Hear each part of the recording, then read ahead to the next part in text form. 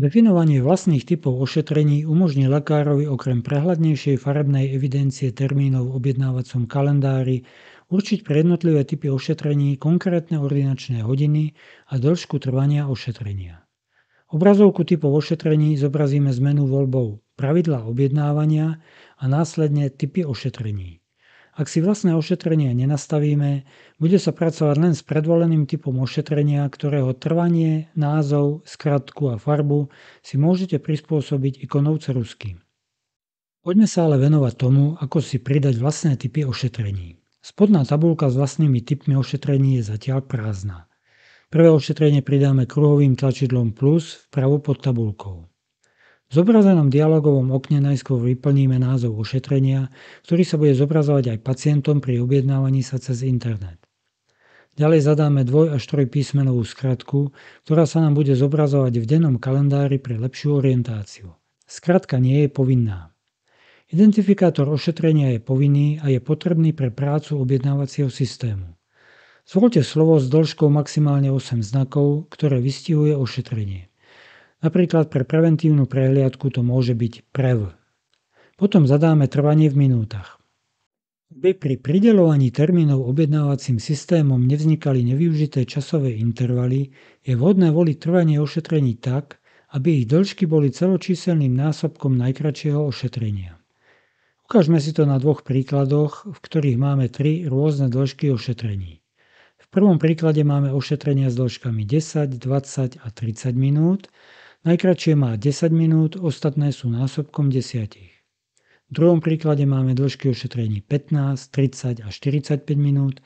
Najkratšie má 15 minút, ostatné sú násobkom 15. Ak ale potrebujeme jedno ošetrenie krátke, napríklad 3 minúty, môžeme mu vyhradiť nejaký čas v ordinačných hodinách, napríklad od 7 do 7:30 a vyššie uvedené kritérium uplatníme len na ostatné ošetrenia. Ako poslednú vyberáme farbu ošetrenia, ktorou bude zobrazené v kalendári termínov. Na výber máme 24 farieb. Ordinačné hodiny v tomto okamihu nastavovať nebudeme. Ošetrenie pridáme do zoznamu ošetrení tlačidlom pridať. Postupne pridáme do zoznamu všetky ošetrenia podľa našich potrieb. V rovnakom poradí, ako sú ošetrenia zobrazené v tabuľke, sa zobrazia aj pacientom pri objednávaní cez internet. Ak chceme poradie zmeniť, klikneme na tlačidlo Zmeniť poradie. Zobrazí sa dialogové okno so zoznamom názvov ošetrení. Na ošetrenie, ktoré chceme posunúť vyššie alebo nižšie, nastavíme kurzor myši, stlačíme a držíme ľavé tlačidlo a posúvame myšou hore alebo dole. Keď sa ošetrenie dostane na miesto, kde ho chceme mať, tlačidlo myši pustíme. Takto môžeme poposúvať aj ďalšie ošetrenia. Ak sme s ich poradím spokojní, klikneme na tlačidlo Uložiť.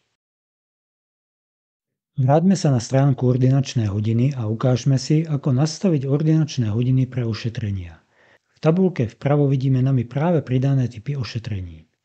Žiadne z nich ešte nemá nastavené ordinačné hodiny, takže v pravom stĺpci tabuľky vidíme ikony so znamienkom plus pre pridanie ordinačných hodín ošetrenia. Tu je potrebné upozorniť na jednu dôležitú vec.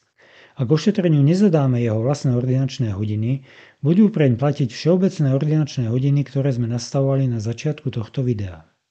Zaškrtnutím voľby Zobraziť pod tabuľkou ošetrení sa nám v kalendári s ordinačnými hodinami zobrazia farebné stĺpce, určujúce, kedy sa bude môcť pacient na dané ošetrenie objednať.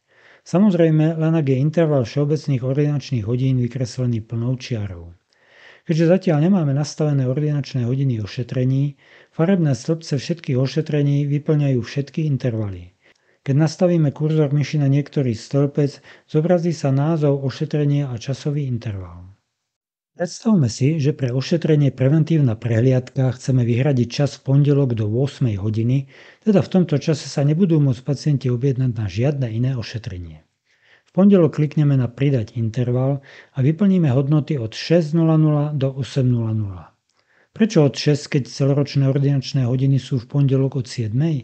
Lebo počas letných prázdnin sme si nastavili ordinovanie od 6 ráno. A keďže sme tento čas chceli vyhradiť len pre preventívnu prehliadku, zaškrtneme voľbu Vyhradené. Okrem toho chceme, aby sa na preventívnu prehliadku mohli pacienti objednať aj v stredu a piatok do 9. hodiny. Ale tieto intervaly nebudú vyhradené len pre preventívnu prehliadku, ale bude možné sa objednávať aj na iné ošetrenia. Takže pridáme intervaly pre stredu a piatok, nastavíme od 6.00 do 9.00 a voľby vyhradené necháme nezaškrtnuté. Po kliknutí na tlačidlo Uložiť sa vzhľad kalendára zmení. V pondelok ráno uvidíme zelený obdĺžnik na celú šírku dňa a po nastavení kurzora myši naň uvidíme aj text vyhradené. V tabuľke ošetrení vpravo sa pri preventívnej prehliadke zmenila ikona plus na ikonu s hodinami. Kliknutím na ikonu hodín môžeme kedykoľvek ordinačné hodiny preventívnej prehliadky upraviť. Povedzme, že ešte chceme nastaviť ordinačné hodiny pre extrakciu. V piatok to bude vyhradený interval od 9.00 do 11.00 a v stredu od rána do 11.00 chceme nevyhradený interval. Po tomto nastavení bude vyzerať obrazovka ordinačných hodín tak, ako ju vidíte. Možnosť nastaviť si vlastné typy ošetrení a ich ordinačné hodiny nám dáva do rúk silný nástroj na efektívne zorganizovanie objednávacieho kalendára. Ešte jedno dôležité upozornenie. Keď už sme typy ošetrení a ich ordinačné hodiny nastavili, musíme ešte povoliť výber typu ošetrenia na obrazovke Údaje v žiadosti, aby sa objednávajúcemu sa pacientovi zobrazil krok, v ktorom si vyberie jedno z ošetrení a podľa výberu ošetrenia mu budú ponúknuté zodpovedajúce voľné termíny. Téme nastavenia údajov v žiadosti o objednanie sa budeme podrobne venovať v niektorom ďalšom videu.